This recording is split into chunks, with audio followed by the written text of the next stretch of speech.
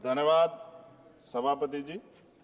वर्ष 2025-26 के लिए रेल मंत्रालय की अनुदान मांगों पर चर्चा में आपने मुझे मेरी बात रखने का मौका दिया और अच्छी बात यह है कि माननीय मंत्री जी भी यहां मौजूद हैं। मंत्री जी का दिल तो बहुत बड़ा है, लेकिन अगर हमारी मांगे मान लें तो तभी इस बात की पुष्टि हो। अगर ना मांगे मानी जाए, हमारे क्षेत्र का काम ना हो, तो फिर ये बात मानी जाएगी कि मंत्री जी का रुख जो है सभी सदस्यों के प्रति एक जैसा नहीं। तो मैं अपने क्षेत्र से शुरू करूंगा sir. Dhampur sugar mill crossing पर ओवरब्रिज का निर्माण मैंने पिछली बार भी मांग उठाई, लेकिन सर अभी तक कुछ नहीं हुआ। लोग परेशान होते हैं, डिजिटल युग है, कई कई घंटे खड़े होना पड़ता है। जलालाबाद क्रॉसिंग ओवरब्रिज के नीचे अंडरपास के निर्माण की बात मैंने पिछली बार भी उठाई, कुछ नहीं हुआ। नजीबाबाद रेलवे स्टेशन पर बेगमपुरा एक्सप्रेस ट्रेन संख्या 12238 का ठहराव सुनिश्चित किया जाए, इस पे भी कोई काम नहीं हुआ।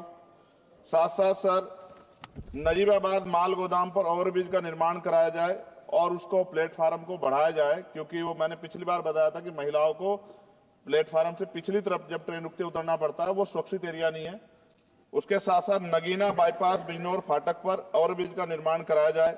धामपुर जेतरा क्रॉसिंग पर ओवरब्रिज का निर्माण कराया जाए। शेहरा से नूरपुर क्रॉसिंग पर ओवरब्रिज का निर्माण कराया जाए। हम देखिए बुलेट ट्रेन, वंदे भारत और बहुत आगे निकल चुके हैं, लेकिन अभी भी इतनी, मैंने आपको बताया कि मेरे लोकसभा क्षेत्र में इतनी जगह पर ये क्रॉसिंग जो है वो पुराने बने हुए हैं, उनकी वजह से जो है ना अंडरपास है ना ओवरब्रिज है, जिसकी वजह से काफी देर लोगों का समय नष्ट होता है। समय एक ऐसी चीज है दोबारा नहीं आता। सहसपुर रेलवे स्टेशन जगह है मेवा नवादा पर देहरादून एक्सप्रेस ट्रेन संख्या 14113 का ठहराव सुनिश्चित किया जाए, क्योंकि वहां से बहुत सारे लोग जो हैं वो यात्रा करते हैं। सहसपुर रेलवे स्टेशन पर सफदरजंग एक्सप्रेस ट्रेन संख्या 14114 का ठहराव सुनिश्चित किया जाए। नजीबाबाद से मुंबई के लिए ट्रेन, मैंने पिछली बार भी सर ये मांग की थी आपके सामने। साथ साथ सर रेलवे स्टेशन जो है हमारे क्षेत्र के, उनकी हालत बड़ी खराब है। एक दो पे आपने काम कराया, मगर मेरी मांग ये है कि सभी रेलवे स्टेशन कायाकल्प कराए जाए, उनमें उनका जो है जीर्णोद्धार हो, की सुंदरता वो सुंदर लगे देख के। दूसरा, रेलवे में सुरक्षा व्यवस्था, कई घटनाएं हमने देखी जहां सुरक्षा व्यवस्था पे बड़े सवाल खड़े हुए। और एक तो हमारे लोकसभा के मेंबर ही थे राजस्थान के, उन्हीं का फोन वगैरह चोरी हो गया था अभी बाड़मेर वालों का। तो मैं इसलिए आपसे कह रहा हूं कि सुरक्षा सुनिश्चित हो, क्योंकि कई बार महिलाएं अकेली भी उसमें ट्रेवल करती हैं और बहुत सारी महिला जो है एमपी हमारे यहाँ पे भी ये चीजें आती हैं, इसका ध्यान रखा जाए। एक सर बहुत इंपॉर्टेंट डिमांड है मंत्री जी, मैंने आपको पत्र भी लिखा है। रेलवे प्रशासन उत्तर मध्य रेलवे आगरा के कार्यालय सीनियर सेक्शन इंजीनियर ईदगाह द्वारा एक पत्र लिखा गया 11 तारीख को, और जो डॉक्टर बाबा साहब अम्बेडकर के समय में जो एक अम्बेडकर भवन बना था, जो निकट फाटक संख्या 75A 12 खंबा पे, उसको अतिक्रमण घोषित कर दिया गया। ये क्या मैं ये मानूं कि ये सरकार का डॉक्टर बाबा साहब अम्बेडकर के प्रति सम्मान है, प्रेम है, कि बाबा साहब अम्बेडकर के नाम पे बने भवन को अतिक्रमण घोषित करके कह दिया 15 दिन में हटा दो? ये गलत। मैंने आपको पत्र लिखा है सर, इसका संज्ञान ले।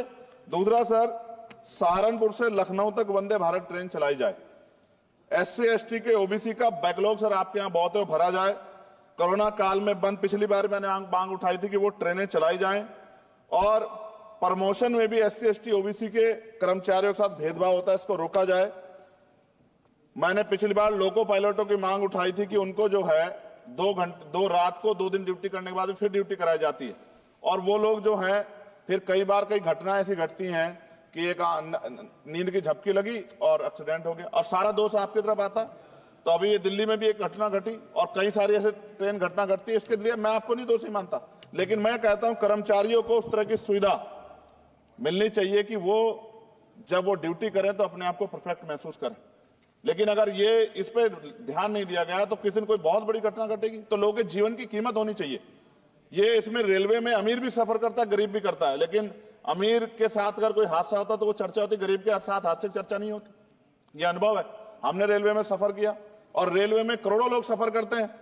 कई बार मैंने जो है ऐसी परिस्थितियों में सफर किया जब बहुत पुराने समय में, लेकिन मैं धन्यवाद करूंगा रेलवे का कि रेलवे ने हमेशा जो है अपनी जिम्मेदारियों को समझा, चाहे सरकार किसी की भी रही हो। लेकिन मंत्री जी, आपकी कोशिशों की मैं सराहना करता हूं, लेकिन आप ये देखिए पर्याप्त नहीं है कोशिशें।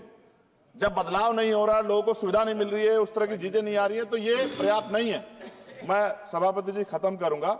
एक आउटसोर्सिंग रेलवे में बहुत हो रही है सर, और आउटसोर्सिंग की वजह से SC ST OBC और अब EVS EWS के बच्चों को जो है आरक्षण का लाभ नहीं मिलता। आप चेक करा लो, करोड़ों लाखों नौकरियां होंगी उस पे, ठेकेदारी पे, आउटसोर्सिंग पे।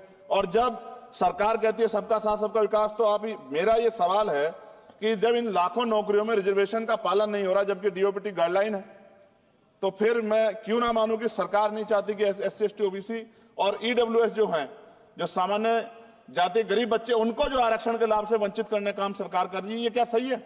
तो मंत्री जी, मैं उम्मीद करूंगा कि जब आप अपनी बात रखेंगे और जवाब देंगे, तो आप इन सवालों का भी जवाब देंगे कि इन क्षेत्रों में हमारे, सर सभापति जी, मेरे क्षेत्र के लोग भी टैक्स देते हैं ना, हमारे भी हक बैठता कि सरकार के लोगों का काम होगा, सिर्फ हमारे लोगों का काम नहीं होगा जहां से हम जीत के आए। अगर उन क्षेत्रों में काम नहीं होगा तो फिर ये क्यों ना कहा जाए कि सरकार जो है भेदभाव कर रही। इसलिए मैं माननीय मंत्री से मांग करूंगा, एक मांग इन्होंने मेरी पूरी भी की थी पिछली बार, जब बेगमपुरा ट्रेन में सफाई की व्यवस्था करा के इन्होंने दी थी, मैं इसके लिए धन्यवाद करता हूं जी। समाप्त कीजिए आप जी। समाप्त कर रहा हूं। मगर मैं मंत्री से कह रहा हूं कि सर, हमारे यहाँ जो समस्याएं जो ये जेन्युइन समस्याएं, हम इनसे रोज 2-4 होते हैं, और जनता हमसे उम्मीद करती है कि हम इस बात को उठाएंगे तो उसका, मगर मुझे यह भी जवाब दे दीजिएगा कि ये जो उठाई जाती है इसका कोई फर्क भी पड़ता है, सरकार पे नहीं पड़ता, या सरकार सिर्फ इसको, सर मैं खत्म कर रहा हूं सर, लास्ट ही सेकंड में खत्म कर दूंगा। जो मांग हम यहाँ उठाते हैं, क्या इन पे कोई अमल होता है, नहीं होता है, या ये सिर्फ इसलिए कि भाई चलो उन्होंने उठा दी और बस खत्म होगी बात? ऐसा ना कीजिए सर, अगर ऐसा करेंगे तो ये व्यवस्था अच्छी नहीं है। मैं आपका धन्यवाद दूं सभापति जी, और मंत्री से आग्रह करूंगा कि हमारी मांग को माना जाए। धन्यवाद।